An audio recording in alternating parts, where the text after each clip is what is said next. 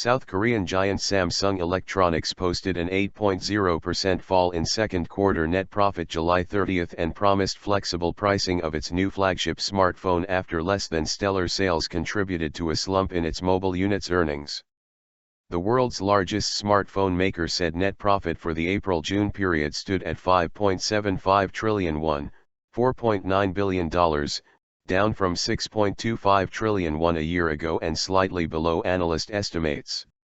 The conglomerate has now seen its net profit decline for 5 straight quarters year-on-year, mainly due to heightened competition in an increasingly saturated smartphone market that it had dominated for years.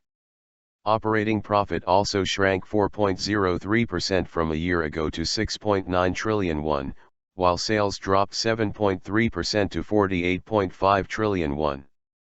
Samsung has faced a double challenge from US arch-rival Apple in the high-end smartphone market and rising Chinese firms like Xiaomi in the mid and low-end market. Hopes of a turnaround had largely been pinned on the 6th edition of its flagship smartphone launched in April. The Galaxy S6 and S6 Edge with a wraparound screen received rave reviews, but company predictions of record sales fell short of expectations, partly due to production and supply constraints. Operating profit in the mobile division was down 38% year-on-year in the second quarter at 2.76 trillion won. The company also announced July 30 a mid-year dividend of 1,000 won a share, or 148.9 trillion won in total, compared to 500 won a year ago. But it did not stop investors from dumping Samsung shares in Seoul stock market, where the firm's shares dropped 3.8% to close at 1.21 million won. The second half of 2015 would continue to pose mounting challenges, the firm said in its regulatory filing, with smartphone demand predicted to increase but at a lower rate.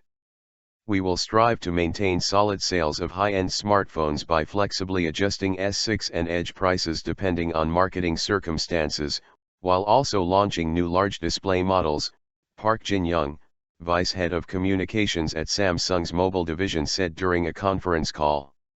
In an effort to see off smaller rivals nipping at its heels in emerging markets, Samsung slimmed down its line of low and mid-range smartphones last year, and ramped up production of those that remained in a higher volume, lower price strategy. At the same time, booming memory chip sales have managed to mitigate some of the slump elsewhere, thanks to tight supply and strong pricing. Samsung said operating profit for its semiconductor unit surged 80% in the second quarter to 3.4 trillion won.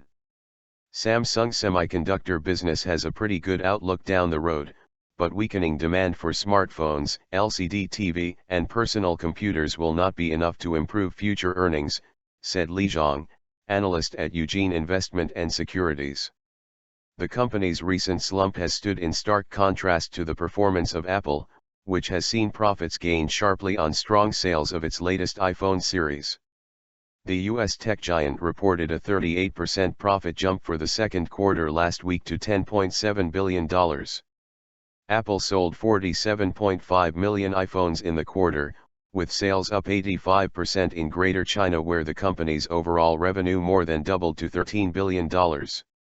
Samsung's total handset sales for the same period stood at 89 million, down from 95 million a year ago, the company said. Smartphones accounted for around 80% of the units shipped. Thursday's conference call made no specific mention of further merger plans, as Samsung's founding Lee family seeks to boost control over the conglomerate ahead of a generational power transfer. This month, the company scraped through a shareholder vote on the proposed merger of two affiliates, after a US hedge fund led an unprecedented investor revolt against the deal. Although the anti-merger camp lost the final vote, its muscular campaign marked a watershed moment for shareholder activism in South Korea, where family-run conglomerates, or chaebol, like Samsung dominate the economy and are used to running their businesses with minimum investor interference. Despite slowing sales, Samsung remained the world's top smartphone vendor in the second quarter with a global market share of 21.7%, according to a quarterly survey by research firm IDC.